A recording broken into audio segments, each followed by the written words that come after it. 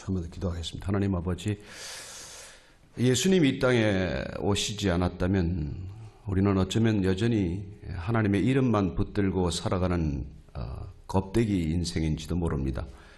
예수님을 알게 하시고 예수님을 믿게 하시고 예수님을 누리게 하여 주옵소서. 예수님 이름으로 기도합니다. 아멘. 아는 만큼 믿게 됩니다. 또 믿는 만큼 더 깨달아가는 것이죠. 저는 회사 생활을 25년 했습니다만 회사를 잘 모르고 들어갔어요. 그래서 난 회사가 나를 위해 존재하는 줄 알았습니다. 78년도에 MBC 입사해서 그래서 초반전에 엄청 고생을 했어요. 난 내 꿈을 이루어주는 회사로 생각을 했지만 회사는 그렇지 않았습니다. 회사는 내 꿈을 이루기 위해 존재하는 것이 아니라 회사의 목표를 이루기 위해서 나를 뽑았을 뿐이에요. 그리스도인들은 어떤 존재일까요? 내 꿈을 이루기 위해서 그리스도가 존재하는 분은 아니라는 것입니다. 그리스도가 어떤 분이기에 우리를 부르셨느냐?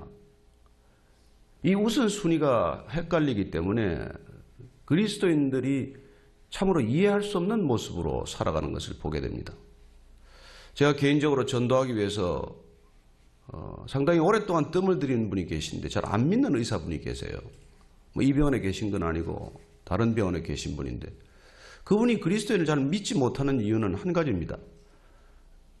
암 전문인데 암에 관한 말씀을 드리면은 환자들 중에서 가장 죽음을 못 받아들인다든지 암이라는 사실을 이렇게 못 받아들이는 분이 목사라는 거예요. 그래서 이분은 목사를 잘 안 믿습니다. 본인이 경험해 본 적 신부도 그렇지 않고 승려도 그렇지 않은데 목사들이 이렇게 암 얘기하면 벌쩍벌쩍 뛰고 자기가 생각지도 못했던 반응을 보인다는 거예요.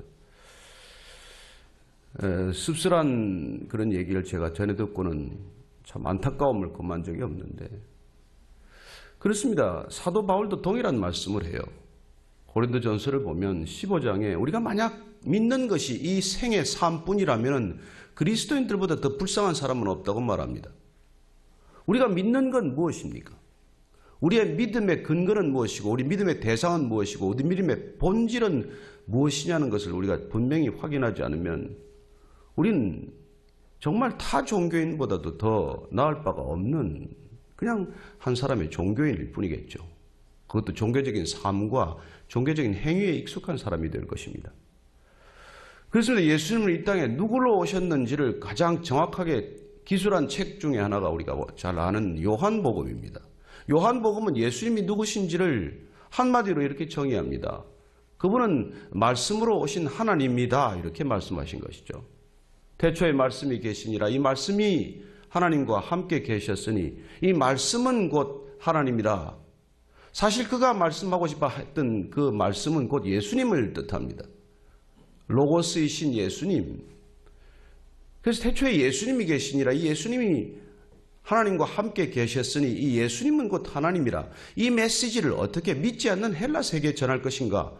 이걸 기록한 책이 요한복음입니다.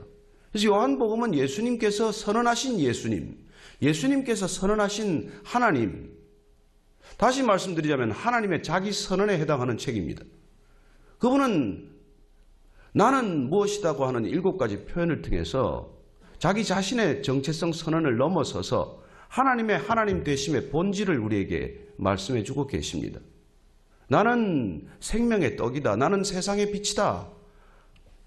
나는 양의 문이다. 나는 선한 목자다. 나는 부활이요 생명이다. 나는 길이요 진리요 생명이다. 나는 포도나무다. 계속되는 이 표현은 우리가 영어 성경으로 보면 단순히 I am의 반복이에요. I am the bread of life. I am the light of the world. I am the good shepherd. I am the gate of the sheep. I am the resurrection and the life. I am the way, the truth, the life. I am the vine. 이 I am으로만 번역되면 뭐 특별할 게 없습니다. 그러나 이게 헬라어로 번역을 해놓은 책들은 보면 에고, 에이미 동일하게 I am이에요. 근데 예수님은 헬라어로 설교하지 않으셨습니다. 예수님은 우리가 잘 아는 대로 아람어로 설교하십니다. 멜 깁슨이 만든 패션 오브 크라이스트는 예수님이 아람어로 쓰시는 것으로 만든 영화죠. 너무 감정적인데 치우쳐서 결국 눈물은 우리가 많이 흘렸지만 예수님을 정확히 그려낸 영화로 보기는 어렵습니다. 어쨌건 그 반복되는 I am, 헬라어로 에고 에이미는 사도 요한이 헬라 세계에 번역한 표현이지만은 아람어 원본을 찾아보면 예수님께서 I am이라고 반복할 때 아람어로는 에나 두 번 반복됩니다. 그걸 정확히 영어로 번역한다면 I am the bread of life라고 번역을 해야 되겠죠. 그건 무슨 뜻이냐면은 예수님께서는 에나 반복되는 그 표현을 통해서 하나님이심을 말씀하고 계십니다. 하나님의 이름이 뭐냐고 모세가 물었습니다. 떨기나무에서 만난 하나님의 이름은 우리가 잘 아는 대로 I am who I am으로 번역이 되어 있어요. 히브리어로는 에흐예 아시에르 에흐예입니다. 그 모음 4개를 모은 것을 야훼라고 하지만 사실 야훼 발음은 정확하지 않습니다. 그 당시 야훼를 발음할 수 없었기 때문에 에흐예 아시에르 에흐예라는 이 하나님의 이름을 불경스럽게 부르지 못해서 그 사람들은 아도나이라고 불렀습니다. 그래서 그 하나님의 이름 아래다가 나중에 모음 4자를 가져올 때 아도나이의 모음을 가져와서 발음하는 것이 우리가 지금 야훼라고 번역합니다. 그러나 원래 하나님의 이름은 I am who I am으로 번역되어 있는 이 이름이 하나님께서 인간에게 가르쳐 주신 이름이에요. 여러분 I am who I am이 뭔데? 난 나다예요. 난 나다. 하나님은 이름을 가르쳐 주지 않으셨습니다. 아니 하나님은 이름에 갇히지 않으십니다. 이름은 존재를 한정하는 것입니다. 예수님께서 오셔서 이 이름을 말씀하고 계신 것이죠. 그래서 그분께서 7번 말씀하신 예수님의 자기 정체성 선언은 하나님의 본질에 관한 얘기입니다. 하나님이란 생명이다. 하나님은 빛이시다. 그렇습니다. 그렇게 생명이다, 빛이다, 부활이다, 생명이다 이렇게 말씀하시는 것, 길이요 진리라고 말씀하시는 것은 비종교적 언어에 속합니다. 유대교는 우리가 잘 아는 대로 강력한 유일신 종교예요. 당시 다원적인 사회에서 모든 것을 신으로 추앙하는 시대에 유일신 종교를 갖는 것이야말로 대단히 파워풀한 종교가 되었습니다. 그래서 고대 중근동에서 가장 강력한 종교로 부상한 것이죠. 오늘날 이 종교에 대한 비판은 끝이 없습니다. 우리는 The Delusion God을 쓴 그런 혹독한 비판에 시달리고 있습니다. 만들어진 신이라는 것이죠. 실제로 그들의 주장은 일리가 있습니다. 얼마나 많은 해악을 종교가 끼쳤습니까? 기독교라는 이름으로 벌인 십자군 전쟁 때문에 지금도 터키에는 크리스찬이 발을 붙일 수가 없는 땅이 되고 말았습니다. 얼마나 많은 학살을 신의 이름으로, 하나님의 이름으로 자행했는지. 그렇습니다. 그러나 우리가 오늘 예수는 누구인가라는 제목으로 말씀을 한번 나누는 까닭은 예수님은 이 땅에 종교를 창시하러 오지 않으셨습니다. 그분은 기독교 교주가 아니십니다. 그분이 오늘 말씀하고 계신 반복되는 I am 이 선언이야말로 하나님이란 종교와 사실 거리가 있다는 것을 말씀해 주고 계신 것이죠. 우리는 피직스가 전부가 아니라는 것을 압니다. 메타피직스는 무엇입니까? 물리의 세계 너머의 세계 아닙니까? 그 당시에 많은 종교, 지금도 많은 종교가 있습니다. 그러나 복음은 종교가 아니에요. 복음은 종교 이상입니다. 메타 릴리전에 해당해요. 그렇습니다. 주님께서는 지금 오신다고 하더라도 아마 종교 안에 갇혀버린 크리스찬들이 있다면 불러내실 것입니다. 왜냐하면 그분이 종교의 틀 안에 갇혀있는 사람을 불러내셔서 불러낸 자들에게 붙여주신 이름이 에클레시아, 오늘날 우리가 교회라고 말하는 이름입니다. 교회란 종교에 묶여있는 사람들을 불러내신 사람들입니다. 종교란 무엇입니까? 갇혀있는 사람들이에요. 어디 갇혀 있습니까? 성전에 갇혀 있습니다. 예배 의식에 갇혀 있습니다. 죽음에 여전히 갇혀 있습니다. 그래서 주님께서 오셔서는 그 모든 갇혀있던 것들로부터 불러내시는 것이죠. 그분은 성전으로부터 우리를 불러내십니다. 예루살렘 성전이 신앙의 전부라고 믿고 살아가는 이스라엘 사람들을 향해서 저 성전은 무너질 것이라고 말합니다. 돌 위에 돌 하나 남지 않고 저 성전 이꼴 하나님이라고 생각하고 살아가는 저들에게 그 성전은 건물에 불과한 것이고 그건 무너지고 말 것이라고 말합니다. 그리고 당신 자신을 사흘 만에 이렇게 세울 것이라고 말씀하십니다. 그분은 우리를 예배의식, 종교의식으로부터도 불러내시는 분입니다. 우리가 잘 아는 대로 사마리아 우물가 여인에게 나누는 짧은 대화를 통해서 그분은 우리가 예배 형식으로부터 벗어나야 한다는 것을 말씀하고 계십니다. 이 여인은 묻습니다. 어디 가서 예배드려야 진짜 예배입니까? 당신들은, 유대인들은 예루살렘 성전에 가서 진짜 예배를 드릴 수 있다고 말하고 사마리아인들은 사마리아 산당, 그리신 산당에서 예배드려야 진짜 예배라고 말하는데 어디가 진짜 예배입니까? 예수님 뭐라고 답하십니까? 예배는 예루살렘도 아니고 여기 그리심 산당도 아니라고 말씀하십니다. 예배는 장소의 문제가 아니라는 것입니다. 여러분들이 각자 섬기는 교회에서 있건 이 자리에 있건 뭐 베이직 교회에 있건 어디 있건 그건 장소의 문제가 아니라 in spirit and in truth. 예배는 태도의 문제라고 말씀해 주십니다. 우리가 진리 안에 성령 안에 있을 때 비로소 예배가 이루어진다고 말씀해 주십니다. 우리는 여전히 예배 형식과 의식 속에 갇혀서 마치 의식 자체를 우상화하고 있어요.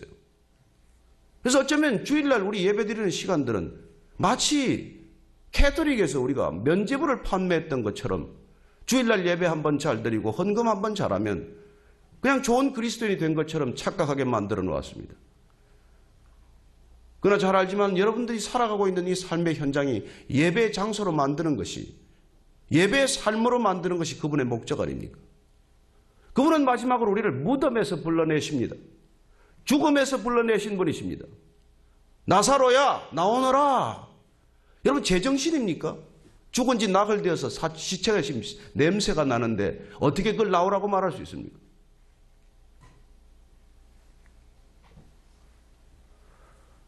그렇습니다. 이 모든 종교는 죽음의 덫에 여전히 걸려있고 그 죽음의 문제를 해결하는 방법으로 기껏 고안한 것이 마일리지 시스템이에요.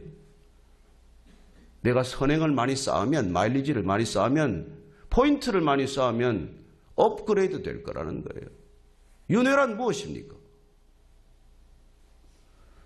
그러나 주님께서는 삶과 죽음의 경계는 마일리지와는 상관없다는 거예요. 그분은 우리에게 영생을 선물로 주시기 위해서 오셨습니다. 피지컬 라이프는 끝이 오더라도 이터널 라이프에 관한 말씀을 하러 오신 분이에요. 그분은 우리의 성공, 우리의 신분의 변화 이런 거에 관심을 두는 분이 아닙니다. 죽음에 갇혀 살아가는 우리, 죄 삭신 죽음에서 해방되지 못한 우리를 마치 제2의 출애굽을 하듯이 건져내는 것, 불러내는 것, 그게 그분이 오신 목적입니다. 인자에 오신 것은 섬김을 받으려 함이 아니라 도리어 섬기려 하고 내 목숨을 많은 사람의 대속물, 랜섬, 몸값으로 지불하러 오셨다고 말씀하셨고 십자가에서 그 지불이 끝났다는 것을 선언하십니다. 다 지불했다. 지불은 끝났다. 다 이루었다. 그렇습니다. 그 선언을 통해서 그분은 더 이상 재물은 필요 없다는 뜻으로 말씀하신 것입니다. 그분이 삭슬 다 치렀기 때문에 그 일을 앞두고 하신 행동이 죽은 나사로를 불러내심으로 그분은 우리를 죽음에서 불러내시는 분이라는 것을 알게 하십니다. 이 자리에 계신 의사분들은 수없이 많은 죽음을 지켜보고 계시죠. 어떤 의사분은 그렇게 말합니다. 내가 수술 아무리 해도 영혼은 없더만. 어떤 우주인들은 나가서 말합니다. 아무리 우주 공간에서 봐도 하나님은 안 계시더만. 그렇습니다. 그런 세상에서 우리는 어떻게 하나님을 믿는 신앙을 추구할 것입니까? 예수님께서 불러내신, 죽음에서 불러내신 그 믿음을 우리가 갖지 않으면 우리는 세상에서 안 믿는 사람보다도 더 불쌍할 것이요, 타 종교인들보다도 훨씬 불쌍한 존재가 되고 말 것입니다. 오늘 우리가 읽은 짧은 본문이지만 살아서 나를 믿는 자는 죽어도 살겠고 내가 죽음을 보지 않을 것이라고 말하는데 이걸 믿느냐고 물어보시는 것입니다. 나사로의 죽음과 이건 무슨 상관이 있어요? 나사로는 불러내셨지만 또 죽었습니다. 무덤에 괜히 편히 쉬지 못하고 잠시 걸어 나왔다가 또 죽어요. 그건 어쩌면 두 번 죽는 인생이 되고 말았어요. 그러나 예수님이 말씀, 나사로를 통해서 하시고자 하는 말씀은 무엇입니까? 우리는 데드 바디는 있겠지만 데스는 없다는 거예요. 죽음 그 자체로부터 불러내시는 것, 그게 그리스도인의 궁극적인 목적입니다. 우리가 죽음에서 풀려나지 않는다면 우리는 아마 가장 불쌍한 그리스도인이라는 평가를 듣겠죠. 그래서 아까 말씀드린 그 의사 선생님처럼 도대체 죽음을 받아들이지 못하는 목사, 장로, 그리스도인들이 있다는 것에 대해서 이분은 너무나 이해할 수 없다는 표정이었어요. 인격적인 수양만 좀 되어도 그런 건 받아들일 수가 있는데 어떻게 신앙을 가졌다는 사람들이 저 모양인가 이 얘기죠. 문제는 무엇입니까? 원인은 하나입니다. 예수가 누군지를 몰라서 그런 것이죠. 예수 모르고 교회 다니는 사람들 얼마나 많으신지 우리가 잘 아실 것입니다. 예수님과 점점 상관없는 길을 가는 그런 목사들도 있습니다. 저는 오늘 우리가 부활절 예배를 여기서 드린다면 단 한 가지 이유 때문입니다. 그분이 누구인가를 알기 때문에 모여야 하고 그분이 누구신지를 우리가 알기 때문에 이 길을 가야 한다는 것입니다. 점점 그리스도인이라는 것을 드러내기 어려운 시대가 되고 말았습니다. 그렇습니다. 종교는 더 풍성한 연합과 일치를 이루고자 하고 있습니다. 그렇죠. 그들은 종교적 이름하에서는 마일리지 교환 시스템을 만들 것입니다. 그러나 진정한 복음을 가진 사람들은 그 종교 통합운동에 들어갈 수조차도 없어요. 왜요? 예수님이 종교가 아니기 때문입니다. 그분은 생명이십니다. 그분은 빛이십니다. 그분은 사랑이십니다. 그분은 길이요 진리입니다. 그분은 부활이요 생명입니다. 그렇습니다. 그분이 누군지를 알면 우리는 종교로부터도 자유해지는 것을 경험합니다. 저희 교회는 금요일날 성금요일날 CGV에 가서 사일런스라는 영화를 봤어요. 엔도 슈샤크가 쓴 침묵을 영화화한 것입니다. 신부의 순교를 그린 영화죠. 결국 그 신부 나중에 두 사람이 배교하는 것을 보게 됩니다. 일부 성도들이 이해할 수 없다는 표정이었어요. 그러나 그 영화가 주고자 했던 메시지는 단 하나입니다. 내 신앙이 생명보다 더 수종한 사람들을 빗대어 그린 것이죠. 궁극적으로는 내 신앙이 하나님보다 더 중요해진 사람들을 얘기하고 있는 것입니다. 예수님이 이 땅에 오셔서 바리새인들을 왜 그렇게 나무라셨습니까? 제사장, 대제사장, 율법학자, 서기관, 바리새인들 가장 믿음이 좋고 신앙이 좋다는 사람들만 입에 오르내리도록 비난하셨던 것이죠. 그들은 신앙의 이름으로 하나님을 추구한 것이 아니기 때문입니다. 그들은 신앙의 이름으로 사랑과 생명을 추구하지 않았습니다. 그들은 하나님의 이름으로 자기를 추구했어요. 내 기도가 중요하고 내 선행이 중요하고 나 자신이 더 중요했기 때문에 주님께서는 대표적인 종교적 행위, 구제, 금식 그런 기도마저도 주님께서는 비난하고 마십니다. 저들의 기도는 유대인들의 기도가 아니면 이방인들의 기도일 뿐이다. 그렇게 금식하는 걸 남이 알아달라고 한다면 사람이 알아주면 그만이지 하나님이 왜 알아주겠냐. 그렇게 선행한 것을 남이 알아주기를 원한다면 사람이 알아준 것으로 끝나지 무슨 선행이 되겠냐. 그렇게 말씀하시는 것을 듣게 됩니다. 저는 오늘날 천박한 그리스도인들 때문에 값싼 은혜가 퍼지고 있다는 것을 보고 있습니다. 그러나 우리가 만약 부활신앙이라는 본질에 다가갈 수만 있다면, 그래서 영원한 생명, 그 이터널 라이프의 빚진 자가 되기만 하면 더 이상 종교적이 되지 않습니다. 종교적 거래로부터 벗어나게 됩니다. 종교적 관행으로부터 자유하게 됩니다.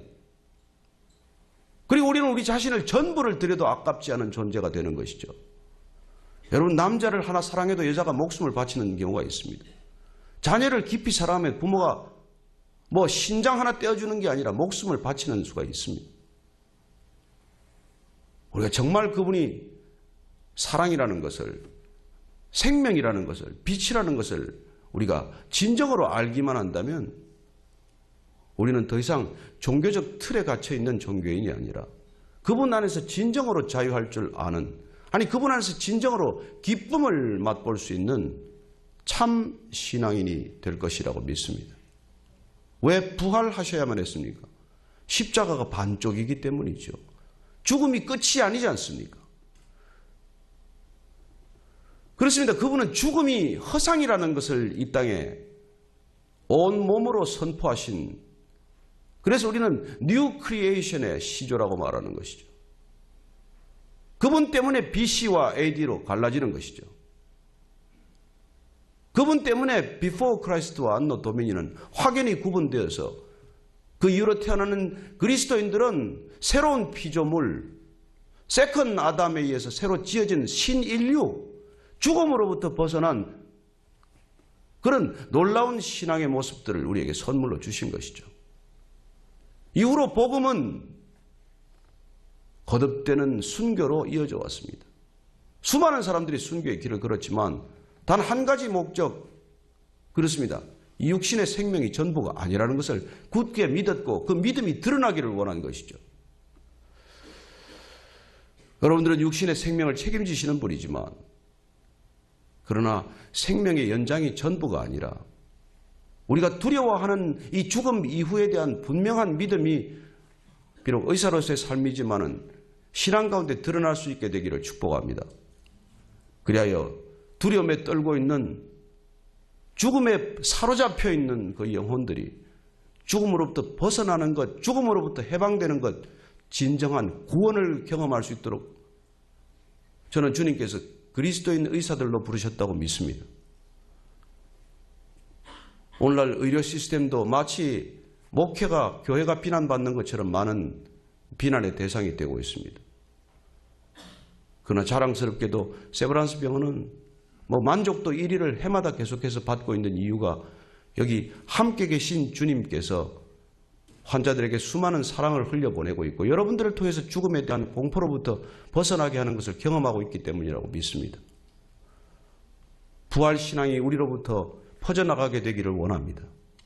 부활 생명이 이 자리에서부터 흘러넘치는, 마치 에스겔 성전에서 차츰차츰 물이 차올라서 열방으로 흘러가는 생명의 물이 되기를 축복합니다. 그 부활하신 주님을 기뻐하는 저와 여러분 되기를 축복합니다. 그리고 부활하신 생명의 능력이 우리의 일상 자체를 바꿔놓게 되기를 축복합니다. 우리의 인생관, 가치관, 세계관, 그 모든 것들이 부활신앙 때문에 한 차원 격상되는 것, 그래야 우리의 삶이 초월적 삶이 되는 것, 그래야 땅의 시간이 하늘의 시간 되는 것.